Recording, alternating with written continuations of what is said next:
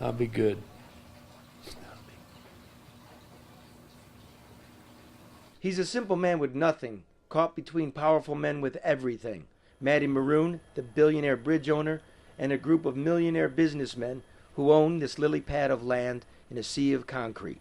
I blame the landlord more than I blame Maroon. Why? Because he's been keeping my hopes up that I'd get something when I left. Now I'm getting nothing. He's getting nothing, but the landlords are getting a whole lot, perhaps as much as $20 million by some accounts. It's the last piece of land Maroon doesn't own in his sprawling bridge business. I've seen what he's done, but now I'm blaming the landlords. The simple man said the landlords promised him a payout once Maroon caved in, and he did last month. But all 8 Scots was an eviction notice to clear out by the 10th and his heat shut off. I've had to borrow more money. I'm still borrowing money just to stay open. And when the wrecking ball comes, they'll tear down more than a building. They'll be tearing down a man's life. A man who now says he's got no place to go. This is my life right here. What can I do? It's hard enough with this business being here for 60 years. And there you have it again. As the world economic order remakes itself, the little man gets squeezed. Charlie Duff in Detroit, Fox 2 News. Wait, whoa. We can't let it end like that. We're the problem solvers. So I called the millionaires to see what they could do, and they predictably had no comment. Tonight, billionaire, Ambassador Bridge owner Matty Maroon and his top aide, Dan Stamper, are spending the night in jail. They're being punished for defying the court order to build connecting ramps to the Ambassador Bridge. Fox 2's Sarah Nasher live right now with more reaction. Karen.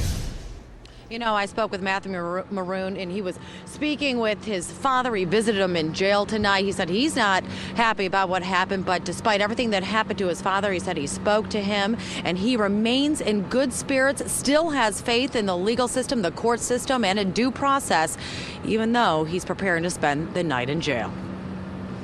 He's a mentally strong guy, though, even though he's 84. I love him to death. It hurts me a lot to see him like this. A passionate son speaking out after visiting his father, billionaire Matty Maroon, behind bars. It's a prison, and I think it's what you'd expect. I saw him in a room that I don't know if that's his regular room or not. You never thought this day would come. I never thought my dad wouldn't have the right to defend himself before he was thrown in jail. No one inside the packed Wayne County courtroom saw it coming. A bold move by Circuit Judge Prentice Edwards. It is ordered that Emmanuel Matty Maroon and Dan Stamper shall be imprisoned in the Wayne County Jail. Stamper shakes his head, Maroon with a stunned smirk after the judge holds both the Ambassador Bridge owner and his president in contempt for not complying with his order to complete their portion of the $230 million Gateway project. Their attorneys argued jail time was unconstitutional and tried to have it delayed, but their motions were denied. Applause broke out before they were hauled off to jail. We take no pleasure in these folks going to jail. We take no pleasure in it. All we want and all we've ever wanted is for the contract to be fulfilled so we can complete our project. While Maroon and Stamper were locked up, their attorneys filed an appeal with the Michigan Court of Appeals to have them released. But we're told 2 out of 3 of the judges rejected it based on a technical problem.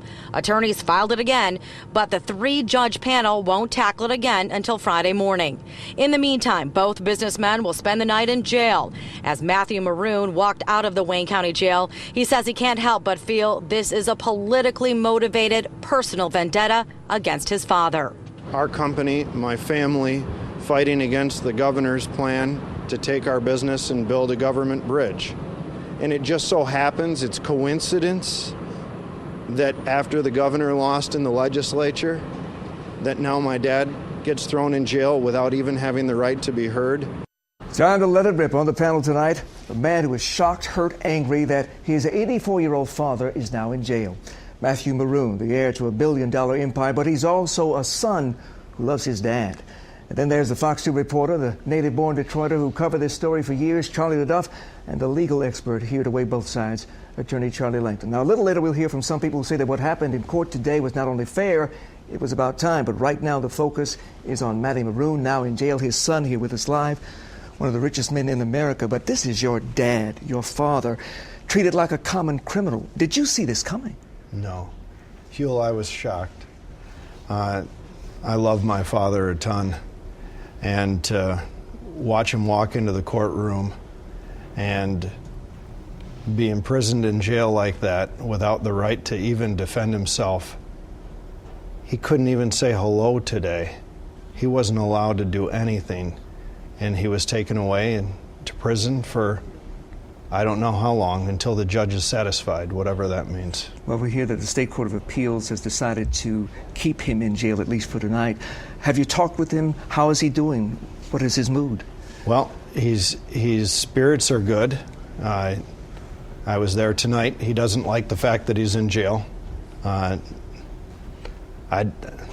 Everybody in our family hates it. But he believes that he will get out. He believes that he will find a court that will allow him due process and civil rights, the right to defend himself and be heard, and the right to question his accusers. Now, the judge said today in sending your father off to jail that he continuously and repeatedly refused to comply with an order that the judge gave to complete the Gateway project as promised back in 2004. Right. There is no doubt, Huel, that the company has been in the crosshairs of the judge for some time. But today was the first time that my dad was ever a part of the case and went to court, and he's never had a chance to be heard. And it's very personal to be thrown in jail. This has nothing to do with fining the company. This has nothing to do with whether or not the company didn't pour enough concrete to the left or to the right, whether or not a lane at the bridge should be 12 foot wide instead of 14 foot wide. This was a vengeful, personal attack against my father. I don't know exactly why the judge is doing it. I have suspicions. What are those suspicions? Well, as you know, the judge's son was recently appointed by the governor the day before Thanksgiving to a $150,000 a year judgeship job at 36th District Court. As you know, the governor and our company and my family have been fighting all 2011 as to whether we'd be able to build a new bridge with our own money or whether the governor would build one with the taxpayers' money. And when we defeated the governor's plan in the legislature, the judge's son was appointed less than 1 month later, and my dad was thrown in jail less than 2 months after that. Charlie, I see you shaking your head. Just amazing to me, the judge's son gets a job, and the whole town just befuddles me, but sorry to interrupt you. No, you're not interrupting. You've covered both sides of the issue. You've covered Matty Maroon. You've covered this bridge issue for years. Yeah. What's going on here?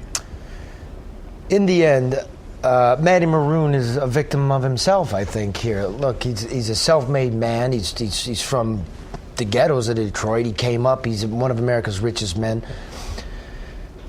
He saw what this riverfront was. Detroit's future is transportation. That's the biggest trade corridor overland in this country. But he has abandoned buildings, ghettos you'll call them, on each side of the bridge. He owns this train station. He didn't see the collapse of the train station. He bought it in that condition, but did nothing to fix it. He's a nice, easy target, a rich guy that we can blame all the troubles on. Having said that, you look around the city, what physically has your dad left? What's his legacy besides, people in trouble see money? He's seen as the troll, the greedy guy. He's stuck in that now. Now he's trying to come out, trying to be something more to the community, be out there. You're out there. You didn't used to be out there. Your mom didn't used to be out there. To let him know. It might be too late. Today's the first loss. But you think the judge took that into consideration when putting him in jail today? What, do I think the judge took in consideration his legacy? There's a legacy issue here with him, that he is a rich guy, that he may not be the most public figure. Yes, and that he's trying to block a huge international construction project that a lot of power wants. But this is not David versus Goliath. This is Goliath versus Goliath. And some people would argue that the judge really didn't have cause or justification to send somebody to jail for violating a civil order. Well, here's the issue with this one. This order was written in February of 2010. Now, the issue is who interprets the order? Who interprets whether or not the Maroon families complied with that order? Only one person, that's the judge. And if the judge believes that the Maroon family did not comply with that order, the judge does have the power to throw him in jail. And worse than that, he can be thrown in jail and kept in jail until he complies with an order or his company complies with an order. It is extremely subjective. What I'd like to see is a little more criteria. You do 1, 2, 3, you're out. I'm not sure that's really happened in this case. But the bottom line here is that this judge absolutely has the power to do what he did today, as much as we don't like this. Can I ask a legal question of you? Why would Matty Maroon be thrown in jail when Dan Stamper's the president of the bridge company? Well, they see that's a big question, too. In court today, and maybe you can clarify this, there was apparently an attempt to submit a letter of resignation. Your father, Dan Stamper, presented before the judge letters saying that they were no longer in control of the bridge company. Is that true? The attorneys tried to get him to do that because technically they wouldn't be responsible anymore. My dad disagreed, and it didn't happen, and Dan Stamper disagreed. They will not resign, and if they tried to resign, I would not accept their resignation. So it was a technicality. In other words, apparently the defense lawyers tried to pull something in court today that neither your father nor Stamper wanted to be a part of. Well, they're worried, just like Charlie said. The judge put him in prison for an indefinite period of time that's completely in his discretion to decide when or if to let him out. Now, what about his health? There were reports that he had some heart problems. How's he doing physically? My dad's doing physically good today. I hope he's not in there long. And there's no question that he still has his mind. He's very upset. He wants his right to defend himself before imprisoned. He wants that right. But doesn't every American, no matter who they are, whether the local newspaper says bad stuff about him, whether Rashida Tlaib says bad stuff about him, or anyone else does, don't they have the right to defend themselves and be heard before they're thrown in prison? But here's the issue, if I may, Huel, though. Did your family comply with that order of February 2010? First of all, Charlie, did our company? I believe the company did, okay? If the judge believes the company didn't, fine the company, right? But after years of litigation against the company, without my dad being involved in the case, for the judge to drag my dad into court after everything's been decided by the judge on a summary basis, no jury, no trial, no nothing, and do so right after his own son was appointed by the governor, not even let my dad say hello, and then put him in prison for an indefinite period of time? Come on. That's so biased, it's ridiculous. But some people also look at this. Even if the judge imposes a daily fine on this contempt of court order, that's only $7,500 a day. You make that in the bridge company a minute. You make millions every year. Right. From your operations. So is your point, Huel, if you're rich, you go to jail? The point is, if you're poor, you get fined? No, the point is, in the judge's mind, a fine of $7,500 a day would not be sufficient to force the bridge company and your father to comply with the order that he mandated 2 years ago. I'm just giving you an argument. Right. His argument. Well, before he fines my dad or before he throws him in prison, maybe he should allow him to speak first. And then we can discuss fines or comment on fines or imprisonment. Maybe he should have allowed him to at least defend himself. What would he say? Isn't that due process? What would he say? What would he say? I think he'd say that he's innocent. I think he'd use facts. I think he'd use evidence. I think he'd do stuff like the company previously has done, like ask the judge to clarify his order that's uncleared. 3 times we've asked the judge to clarify his order. At no time did he. He'd ask the judge to take a site visit. That was denied last year. It was denied 3 months ago. It was denied today. The judge never went and looked. Never even looked. So the same judge that feels it's so important that he should throw my dad and Mr. Stamper in jail for who knows how long won't even drive 2 minutes down the road and take a look for himself. This too shall pass, but the controversy will not. No. And some people are asking this, especially people who live in the neighborhood in Southwest Detroit, and they're saying the reason that you and your family continue to fight is because you've got so much money. And they ask, you've already got more than $1 billion, how much is enough? Why don't you just comply? Huel, this doesn't have anything to do with that, right? The Ambassador Bridge Gateway project is for traffic to get to and from the Ambassador Bridge as easy as it can. If anyone wants to make us out to be rich mongers, right, then why wouldn't we make it as great as we possibly can for our customers to get to and from the Ambassador Bridge? Who would care more about trying to make it as easy on their customers as possible than us? We would. Our motivations are right there. Now, what are the motivations of the State Highway Department that wants to build a bridge of their own 2 miles down the river in hopes the Ambassador Bridge falls into the river?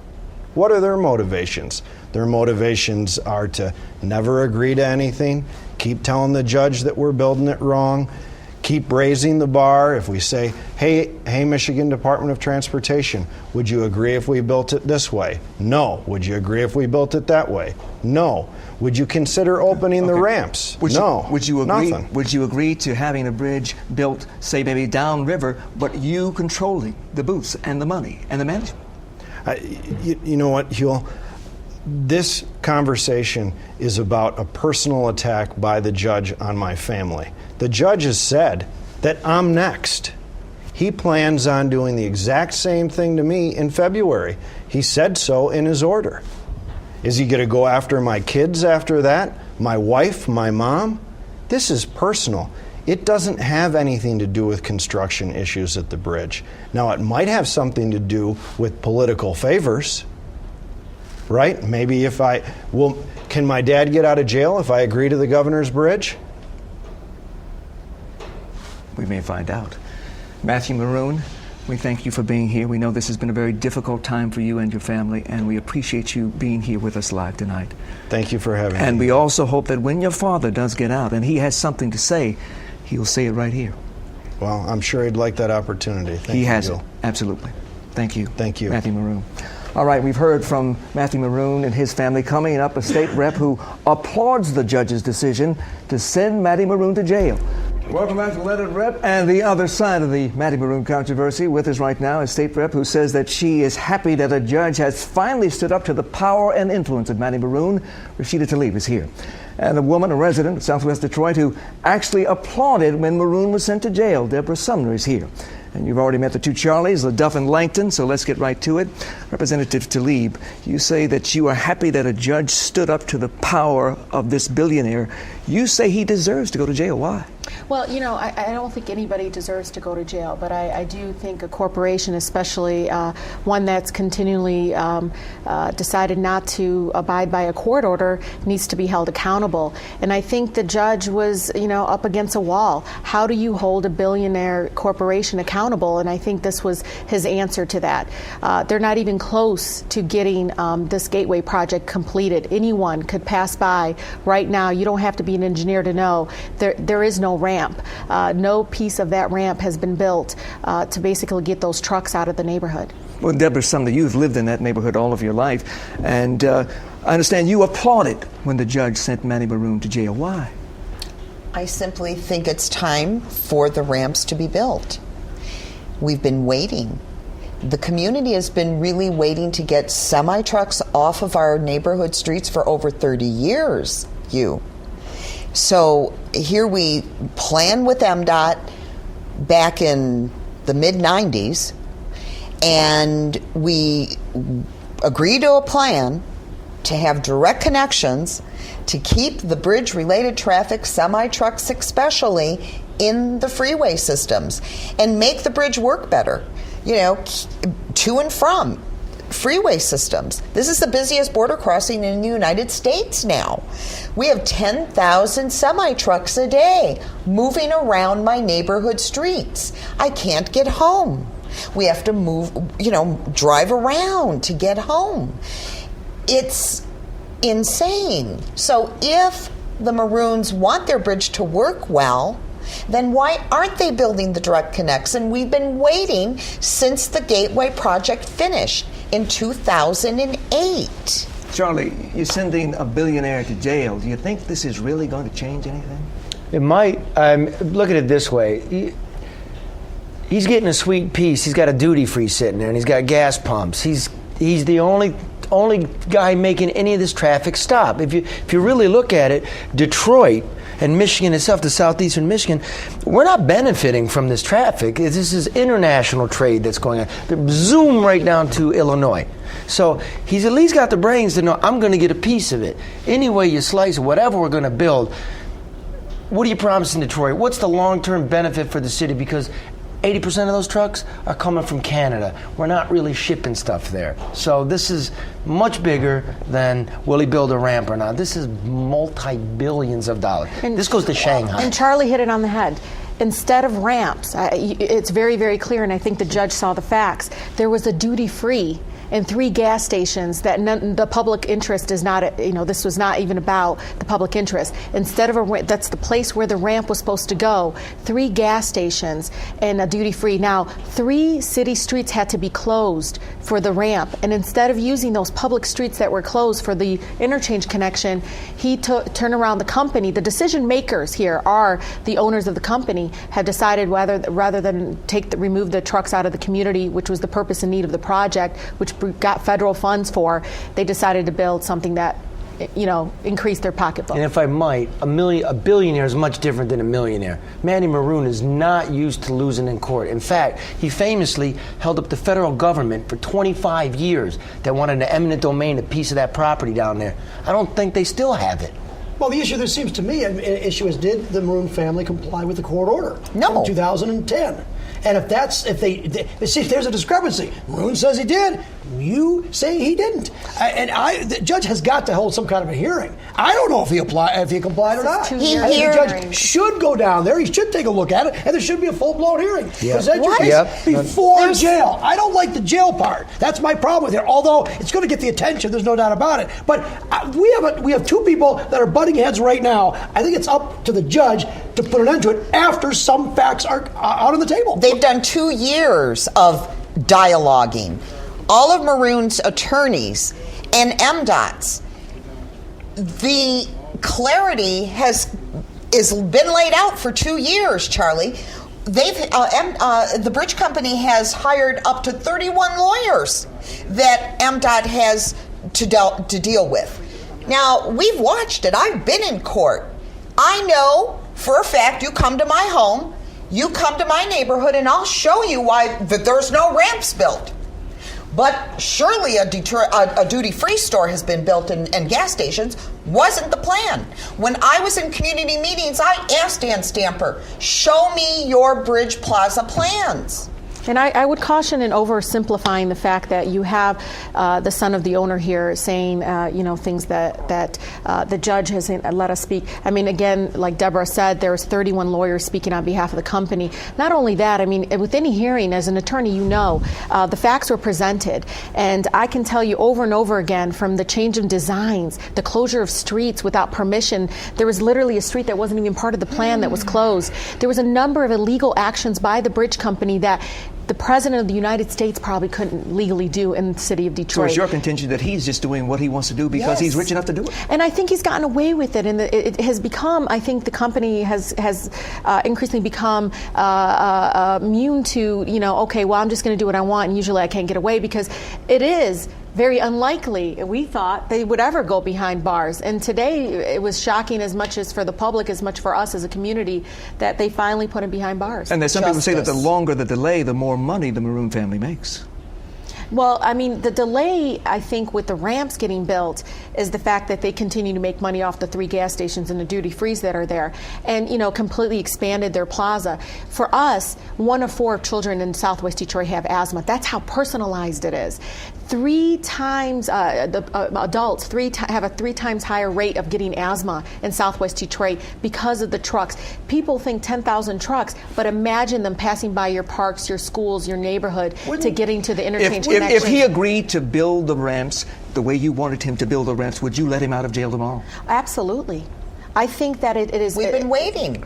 That's all we want. So we want the trucks and then the real out. battle So starts for the bigger bridge. Stay onto his property, not through the neighborhood, and have them, instead of wrapping around the duty free, having them connect to the interchange connections. I think the trucking community want to be able to get to the freeways as quick as possible, and we want them out of our neighborhoods. They don't want to have to spend 15 to 20 minutes in backups in front of high schools and public parks to getting to the freeways. Well, it's taken years, and hopefully we will soon have some sort of resolution. We thank you for being here. We appreciate your comments.